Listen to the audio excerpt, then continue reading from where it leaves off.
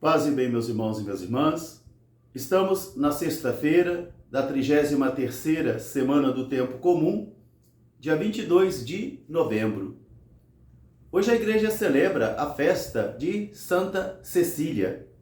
Ela é padroeira da música e também daqueles que são responsáveis por tocar os instrumentos musicais em nossas igrejas. Ela viveu no século IV. O evangelho de hoje é retirado do livro de Lucas, capítulo 19, versículos de 45 a 48.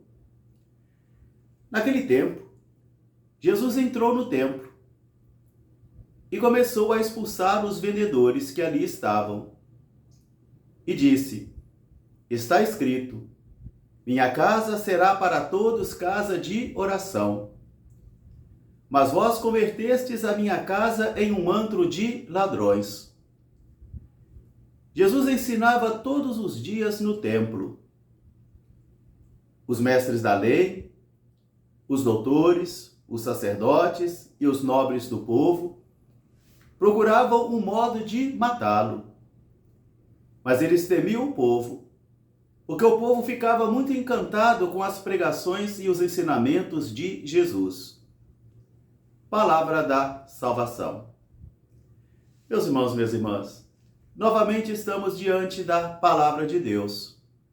E eu gosto sempre de repetir isso, da palavra compreendida como um alimento e um mistério.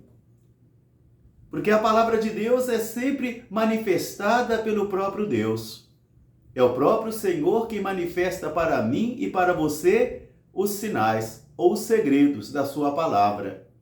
Coisa que aconteceu com Samuel, o jovem, onde o Senhor chamava por seu nome todos os dias, e diz o nosso texto ali dos reis que Samuel vivia no templo com Eli, mas a palavra de Deus ainda não havia sido manifestada a ele. Mesmo tendo contato com a palavra todos os dias, mesmo estudando a palavra todos os dias, o texto diz, mas a palavra de Deus ainda não havia se manifestado a ele.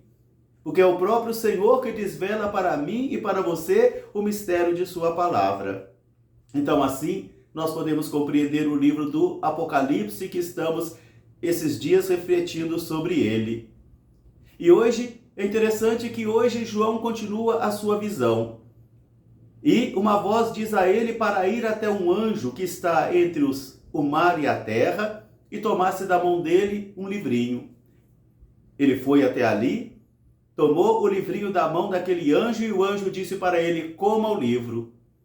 Ele será para você doce ao paladar, mas amargo para o estômago. João então toma o livro, comeu o livro e ele também diz: era para mim nos meus lábios doce, para o meu paladar era doce, mas para o meu estômago era amargo. Quer dizer, a palavra de Deus, quando está somente na boca, a nível da palavra, somente na boca, é doce. É doce porque ela não exige muitas coisas da pessoa.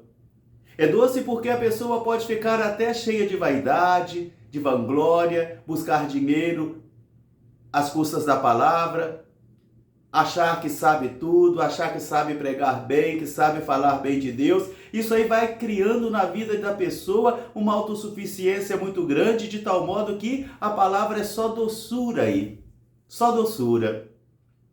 Mas depois João foi percebendo que no estômago a palavra de Deus era já amarga, porque a palavra exigia dele, a palavra provocava a vida dele, a palavra questionava a vida dele.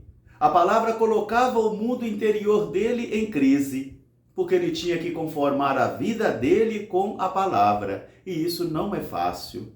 Não é fácil para mim e não é fácil para você, e creio que não seja fácil para ninguém. E a isso nós damos o nome de batalha espiritual.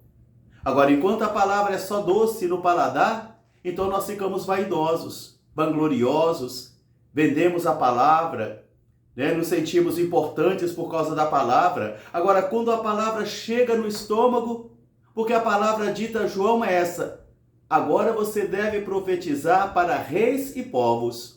E profetizar significa então enfrentar os perigos, enfrentar os desafios e permanecer fiel ao Senhor.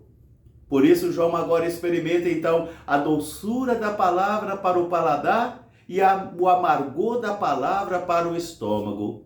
Sofra comigo por causa do Evangelho. O apóstolo Paulo vai traduzir esse pensamento aqui. Sofra comigo por causa do Evangelho.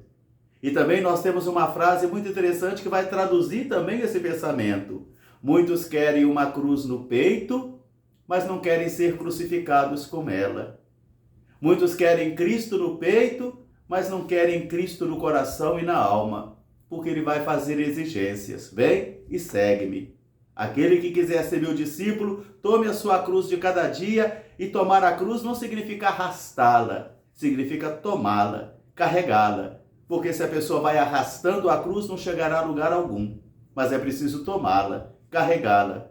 Então aqui nós vamos encontrar a profecia de Jesus. Jesus percebe que o templo foi desvirtuado, que o templo já não estava mais sendo manifestação do mistério e da transcendência de Deus. Meus irmãos, minhas irmãs, isso é uma coisa muito séria, porque as igrejas podem correr esse risco, as teologias podem correr esse risco, as congregações religiosas podem correr esse risco de serem somente um mercado para oferecer ilusões, um mercado para vender ideias, um mercado para vender coisas, e assim nós nos convertemos também em antros de ladrões, porque exploramos a palavra. Fazemos da palavra um instrumento somente de influência econômica, de influência social, de influência política, e isso aí vai desvirtuando o aspecto religioso da palavra. Por isso Jesus entra no templo e pôs-se a expulsar os vendedores que ali se encontram. E diz, está escrito, minha casa é casa de oração. Mas a igreja nasceu para ser uma casa de comunhão, casa de oração, casa de solidariedade, porque esta é a missão principal da igreja, para ser testemunha de Jesus de Nazaré. Agora, quando as igrejas são desvirtuadas e perdem o seu valor, então elas viram realmente num antro de ladrões, de homens e mulheres mal intencionados que vão instrumentalizar a religião, instrumentalizar as igrejas em benefício próprio ou dos seus grupos. Por isso Jesus vai recordar, está escrito, minha casa será casa de oração. E Jesus ensinava todos os dias ali no templo. Quer dizer, a casa é a casa da oração, mas a casa também é a casa do ensinamento. É onde Jesus ensina a mim e ensina a você. Porque todas as vezes que abrimos os evangelhos, é o próprio Jesus quem fala para mim e é o próprio Jesus quem fala para você. E a igreja deve ser então uma casa de alimento, porque a palavra deve me alimentar e deve alimentar a você também. Meu povo está faminto. Meu povo está faminto, acusa os profetas, quando o templo já não é mais casa de comida, casa de oração, diz, meu povo está faminto, por isso se perde, por isso se dispersa. E Jesus ensinava todos os dias no templo, mas enquanto ele ensinava, enquanto ele tentava resgatar a santidade do templo, a transcendência do templo, então agora vem os opositores.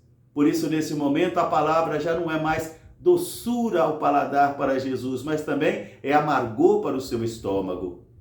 Porque enquanto isso, os sacerdotes, os doutores da lei e os nobres do povo estão buscando um modo de matá-lo, de silenciar a sua voz.